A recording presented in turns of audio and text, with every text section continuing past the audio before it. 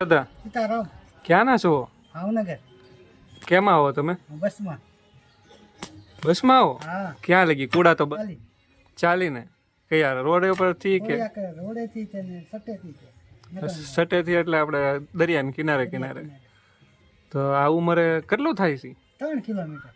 3 kilometre તમારે ઉંમર આટલું વધારે નથી? નહીં પગ બગનો દુખાવો કેવું કાંઈ કાંઈ નથી થતું? અમારે આની જેવાને હાલવામાં તકલીફ પડે છે, ગાડીઓ દેવી તોય માણસને તકલીફ પડે છે. એમ તમે હાલશો ને હા, એમ તમારી શરીર તંદુરસ્તી સારી રહે.